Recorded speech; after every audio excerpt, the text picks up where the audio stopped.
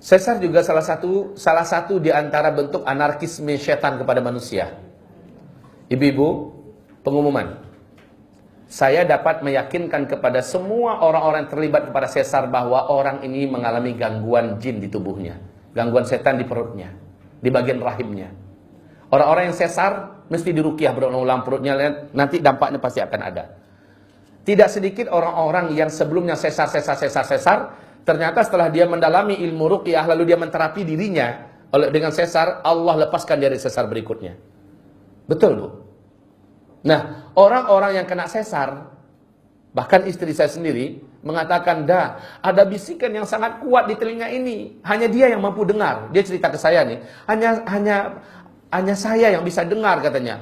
Sesar, berteriak di telinga, sesar, kamu harus sesar. Dan itu memberikan kekuatan untuk minta disesar. Dan itu berdampak kepada terjadi dari bukaan 6 ke bukaan 5, ke bukaan 4. Subhanallah, malah mundur, Pak. Itu kejahatan setan loh. Kemudian istri saya yang satu lagi, nah ini. Oh iya.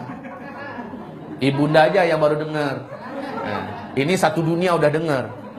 Istri saya yang satu lagi meruqyah istri saya yang terancam sesar ini, diruqyahnya perutnya, ya. Pakai telapak tangannya aja sambil bacakan ayat Allah SWT. Tahu enggak, Bu? Tahu tidak?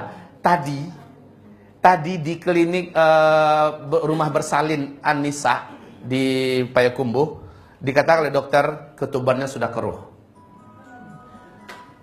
Anak stres berat. Si ibu mengalami tekanan darah tinggi. Lah ini faktor kematian nggak semua ini? Untuk anak yang melahirkan. Iya. Kata dokter wajib disesar. Jika tidak, saya tidak menjamin nyawa ibu dan anak ini akan selamat. Dan memang istri saya ini mendengarkan teriakan yang kuat sekali dan itu macam kena hipnotis dia. Sesar. Suara itu jelas betul terdengar di telinganya. Sesar.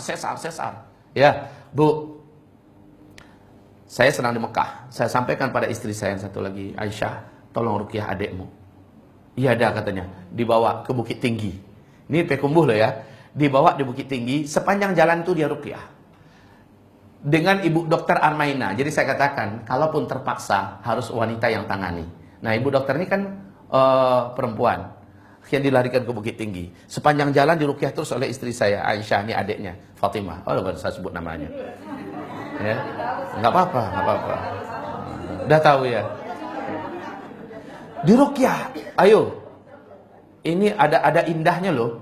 Indah sekali. Sampai ke Bukit Tinggi, diperiksa oleh Dokter Armaina. Apa kata Dokter Armaina? Anaknya dalam keadaan siap dan tenang. Ketubannya bersih. Tadi kotor, ya. Kemudian kondisi ibu darahnya normal. Subhanallah. Sepanjang jalan hanya 45 menit, ya. Diruqyah oleh istri saya 45 menit. Sampai di sana kata dokter ini bisa melahirkan normal. Masya Allah.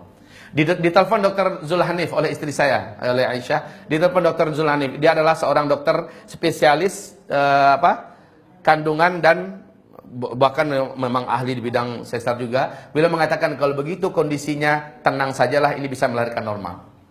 Coba lihat, rata-rata Bu, kejahatan daripada setan itu ada pada sesar. Maaf, orang-orang yang kena sesar maksud saya adalah kejahatan setan. Memang secara medisnya ada. Oh, anaknya sungsang, oh anaknya kelilit, tali pusar, macam-macam lah bahasa-bahasa yang secara medis dokter nggak salah, dokter benar. Ingin menyelamatkan caranya salah satunya sesar. Cuma dampak sesar ini loh ke belakangnya. Orang-orang yang kena sesar itu rata-rata Bu akan mengalami perubahan yang sangat tidak baik untuk tubuhnya. Kadang-kadang ada yang ingatannya menjadi lemah setelah itu. Kadang-kadang ada yang matanya menjadi tidak terang, ada yang tangannya menjadi lemah, pokoknya secara permanen tubuhnya mengalami hal yang tidak baik ke depannya setelah dia sesar. Baik. Di Jakarta, seorang bapak yang ekonominya menengah ke bawah, istrinya sedang hamil berat, justru akan melahirkan, tapi sungsang anaknya. Dilihatkan di USG 4 dimensi, ya, anaknya sungsang, lehernya juga kebelit, tali pusar. Dokter mengatakan jika tidak disesar, maka peluang selamat istrimu dan anakmu kecil. Dokter mengatakan sekarang saatnya. Apa kata si bapak, si suami? Dokter, izinkan saya. saya ingin bacakan dulu beberapa ayat Allah ke perut istri saya. Kata dokter, silahkan. Tapi jangan lama-lama. Karena waktu saya juga tidak banyak. Banyak yang lain yang harus saya urus. Siap dokter. Di dalam udah standby itu untuk operasi. Semua pegawainya udah siap. Orang-orang yang akan, semuanya udah siap. Bapak itu meruqyah. Persis dengan kita ajarkan. Telapak tangannya dengan perut bulat istrinya itu. Dia pusingkan seperti ini. Dia putar sambil membacakan Al-Fatihah. 7 kali saja dia bacakan Al-Fatihah. Terus ditiup. Dia bacakan. Ditiup lagi. Ya. Begitulah kemampuannya baru yang ada. Kemudian dok, bisa saya melihat dok gimana sekarang hasilnya? Kalau masih seperti itu ya silahkan disesar. Dilihat dokter geleng-geleng kepala, matanya terbelotot. Ya. Ini nggak mungkin. Orang lain mengatakan Masya Allah, Masya Allah. Kenapa? Itu tali pusar yang tadi melilit lehernya udah nggak ada. Posisi anak yang tadi sungsang udah siap di pinggul. Jadi bisa melahirkan normal. Lahir normal. Allahu Akbar. Allahu Akbar. Baik, bidan Emma. Bidan Emma, dia punya pasien. Bidan Emma di Bekasi. Dia punya pasien. Pasien itu mengalami sakit di perutnya yang dahsyat. Ya, nggak normal. Dan suaminya itu suka marah-marah kepada istrinya yang lagi sakit itu. Padahal lagi hamil ya. Ketika dicek di USG, terkejut bidan itu. Kenapa? Bidan ini adalah wanita yang solehah. Dia penulis buku melahirkan tanpa rasa sakit. Asal disesuaikan dengan cara sunnah Rasul. Ya. Dia mengatakan, wallahi, ini pemandangan yang sangat aneh katanya. Ketika di USG, bayinya itu dia lihat seperti ada satu makhluk kecil yang sedang menokok-nokok. Di USG itu nampak tuh. Kayak di toko-toko begitu. Itu yang menjadikan dia sakit. Lalu ibu ini berkata, ketika ditanya oleh pasien, gimana bidan? Saya nggak apa-apa. Cara menenangkannya, ibu nggak apa-apa. Tapi ibu mau nggak kalau seandainya supaya ibu bisa tenang, saya bacakan ayat Al-Quran ke perut ibu. Gitu loh, kata bidan Emma ini. Ini bidan ini cerita ketika kami undang Dr. Nur Hadi, SPOG dari Riau, bidan Emma dari Bekasi, ada siapa lagi? Itu di GOR kita adakan acara besar loh itu. Ya. Bagaimana bisa melahirkan dengan tanpa rasa sakit, itu loh temanya. Nah bidan ini menceritakan pengalaman, Masya Allah.